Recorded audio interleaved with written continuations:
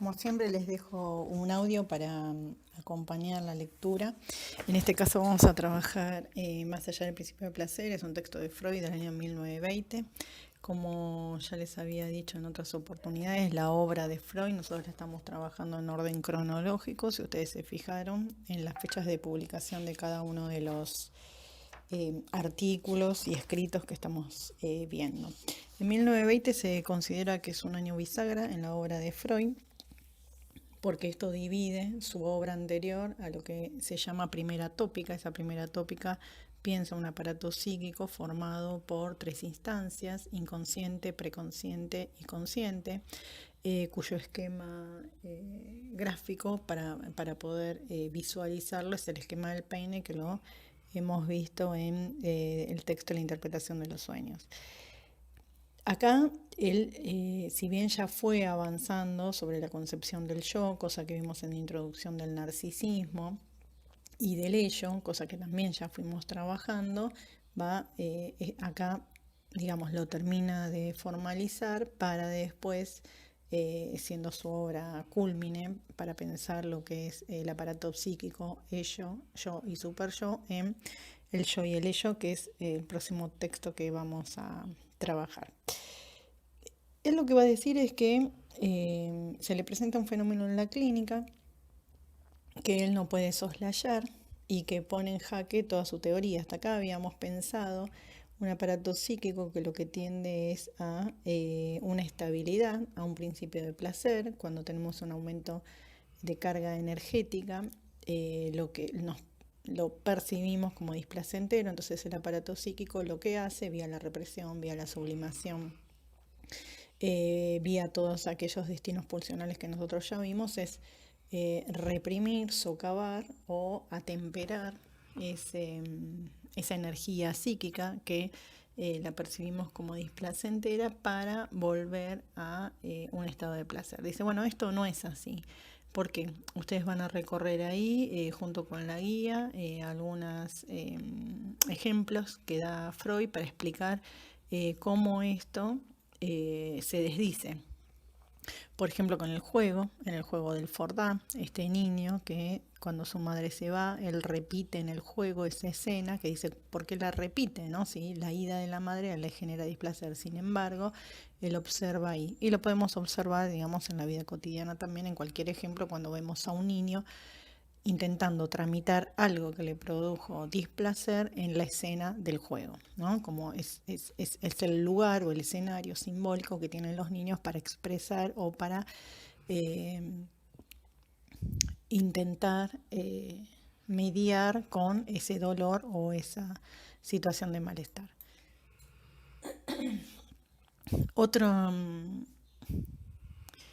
otro lugar donde irrumpe también esta repetición de un hecho traumático, de un hecho displacentero, son los sueños, ¿no? Estos sueños pesadilla, cómo vuelven los sueños, algo que nosotros ya habíamos visto, que es la concreción de un deseo, la vía regia de acceso al inconsciente, como en algunos sueños devienen estos hechos traumáticos, lo que conocemos como pesadilla.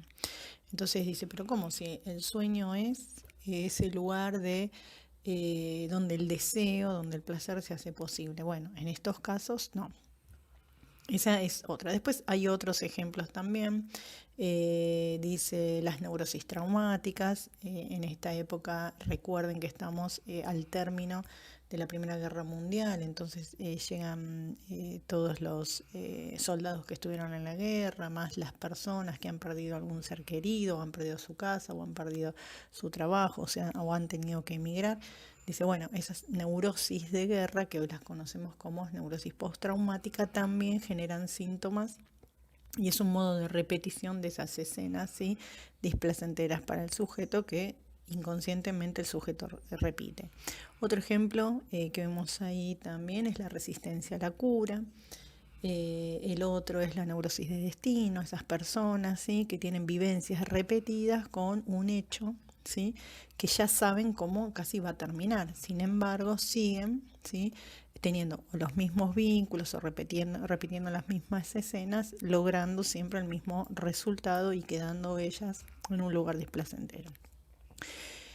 Esto lo lleva a pensar entonces que esa primera pulsión que nosotros habíamos visto en pulsiones y destinos pulsionales, que era la pulsión de autoconservación y la pulsión sexual, dice, esas son pulsiones de vida, ¿sí? Lo que hacen es, digamos, llevar vivencias placenteras para el sujeto, pero hay otras vivencias que son displacenteras y esas él las ubica en la pulsión de muerte, como mediante, ¿sí?, esta repetición o lo que él va a llamar también la compulsión a la repetición. ¿Por qué compulsión?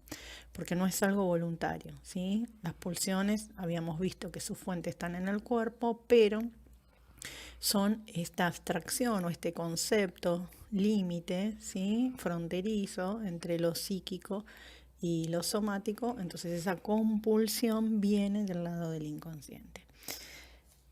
Él lo que va a decir es que hasta que eso no se termine, ¿sí?, de repensar, de pasar a otro plano, de mediatizar vía la palabra o en el caso terapéutico vía el análisis, dice eso lo vamos a conocer como un eterno retorno. Hay una insistencia, ¿sí?, de que eso vuelva a aparecer generando displacer en el sujeto. Y el síntoma también da cuenta de la aparición de la pulsión de muerte.